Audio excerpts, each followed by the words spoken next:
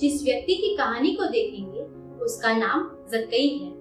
इसकी कहानी हम लूका 19 वचन 1 से 10 में देख सकते हैं। हम देखते हैं कि जक्कई उन लोगों का प्रधान था जो रोमी साम्राज्य के लिए कर लेता था। साथ ही वह एक धनी व्यक्ति था। इसकी कहानी जब हम देखते हैं तो जाने परमेश्वर का तरीका हमें खोजने के लिए और यह भी पश्चाताप का सही अर्थ क्या होता है। यहाँ हम देखते हैं कि यीशु यरीहो नगर से गुजरता है और बड़ी भीड़ उसके पीछे है और लोगों ने उसे चारों ओर से घेराव किया हुआ है। इसी बीच वहां जक्कई आता है और चाहता है कि वह यीशु से मिले। क्योंकि वह कद में छोटा है, वह भीड़ के वजह से देख नहीं पा रहा था। वह मार्ग में आगे जाता है जहां से यीशु गुजरने वाला होता है और उस मार्ग में गुलेर के पेड़ पर चढ़ जाता है। यीशु उस पेड़ के नीचे आता है और ऊपर देखकर उसे कहता है कि जक्कई जल्दी से नीचे उतर आ, क्योंकि मुझे आज तेरे ही घर ठहरना है। जक्कई तुरंत उतर आता है और यीशु को अपने घर में स्वागत करता है। लोग जब यह देख रहे थे तो उनमें से बहुत बड़बड़ाने लगे और कहने लगे कि यीशु पापी के घर अतिथि बनकर कैसे जा सकता है। यीशु के अपनानापन को देखकर जक्कई बेहद प्रसन्न था और वह प्रभु से बोलकर ऐलान करता है, हे प्रभु, देख, मैं अपनी सारी संपत्ति का आधा हिस्सा गरीबों को दे दूंगा और यदि मैंने किसी का छल से कुछ भी लिया हो तो उसे चौगुना कर लौटा दूंगा। यीशु यह देखकर उत्तर देता है, इस घर पर आज उद्धार आया है, क्योंकि यह व्यक्ति भी अब्राहम ही की ही संतान है। क्योंकि मनुष्य का पुत्र खोए हुओं को ढूंढने और उनका उद्धार करने को आया है। हम इस कहानी से क्या देखते हैं?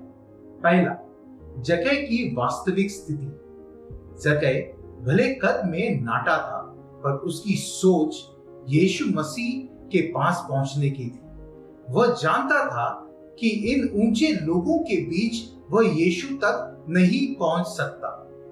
उसने अनुमान लगाया और उस मार्ग में चला गया जहां वह यीशु को देख सके। उसने यीशु मसीह के बारे में शायद मती से जाना होगा, क्योंकि मती भी कर वसूल करने वाला था। यीशु के लिए एक बात प्रचलित थी कि वह किसी को ठुकराता नहीं और उसकी शिक्षा में वह सिखाता था लोगों को परमेश्वर के साथ जोड़ने के लिए। उसकी यह जानकारी वह विश्वास को उत्पन्न की जिससे वह यीशु के पास आ सके। उसका यह प्रयत्न ही उसके प्रार्थना का रूप लिया और यीशु के सामने आने की कोशिश से उद्धार उसके लिए मुमकिन हो पाया। दूसरा, खातिरदारी। हम यीशु के विषय में देखते हैं कि वह लोगों के घर अक्सर भोजन करने या खातिरदारी करवाते देखते हैं। उस समय में अधिकतर लोग अतिथि सत्कार को अधिक महत्व देते थे और अक्सर लोग जिसके घर भोजन करने जाते थे तो शाम को लौटते नहीं थे, पर वही उनके घर रुक जाते थे। हम देखते हैं कि यीशु अपने आप को जक्कई के घर आमंत्रित करता है।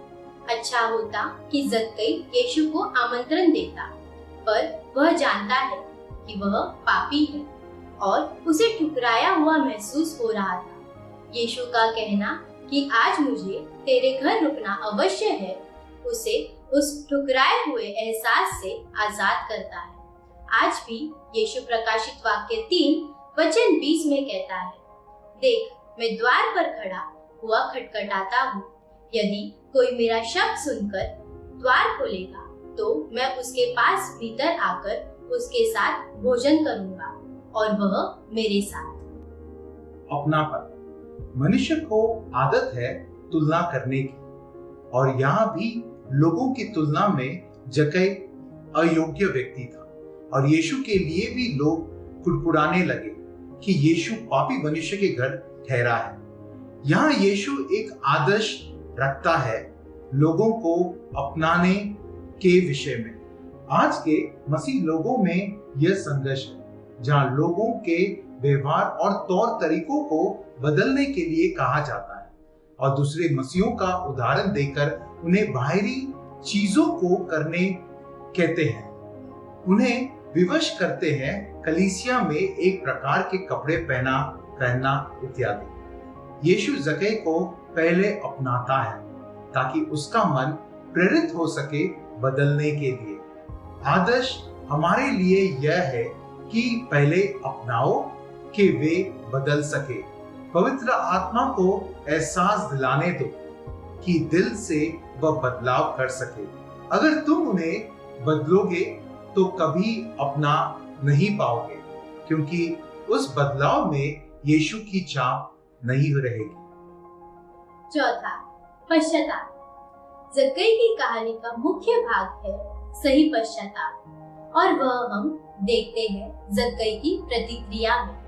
वह यीशु से कहता है वचन 8 में, हे प्रभु, देख, मैं अपनी आधी संपत्ति कंगालों को देता हूँ, और यदि किसी का कुछ भी अन्याय करके ले लिया है तो उसे चौगुना फेर देता हूँ। लोगों को लगता है कि सिर्फ सॉरी बोलने से या क्षमा कर दो कहने से पश्चाताप हो गया, पर यह सच नहीं है। पश्चाताप का अर्थ है कि आप एक मार्ग में जा रहे थे और आपको पता लगता है कि यह मार्ग गलत है, तो उस मार्ग से मुड़ते हो और सही मार्ग पर चलते। जक्कई सिर्फ कर नहीं लेता था, पर लोगों को धोखे से उनका अधिक धन लूटता था, और जब यीशु ने उसे अपनाया तो उसे पता चला कि उस प्रकार धन कमाना गलत था और वह अपनी गलती सुधारना चाहता है। परमेश्वर चाहता है कि वह हमारे सारे अपराध क्षमा करे, जिससे कि हमारा उद्धार सही हो। अगर हम सचमुच पश्चाताप करते हैं तो जो गलती की है उसे मानना और उसे सुधारना। सुधारे बिना पश्चाताप अधूरा है। अगर सुधारना मुमकिन न हो तो अपने कलीसिया के अगुवों का सहारा लें और प्रार्थना करें। परमेश्वर हमेशा चाहता है कि आपका पश्चाताप सही हो। इसी कारण यीशु अपने प्राणों की आहुति दी। पांचवा, अब्राहम की संतान। उस दिन यीशु कहता है, जक्कई की प्रतिक्रिया के बाद आज उद्धार इस घर में आया है। यह भी अब्राहम की वंश का है। परमेश्वर की प्रतिज्ञा अब्राहम को थी कि उसके वंश को आशीर्वाद दूंगा, और यीशु वह प्रतिज्ञा की संतान है जिसके जरिए उस पर विश्वास करके हम परमेश्वर की संतान ठहरते हैं। पौलुस गलातियों 3:26 से 29 में कहता है, क्योंकि तुम सब उस विश्वास करने के द्वारा जो मसीह यीशु पर है परमेश्वर की संतान हो, और तुम में से जितनों ने मसीह में बपतिस्मा लिया है उन्होंने मसीह को पहन लिया है।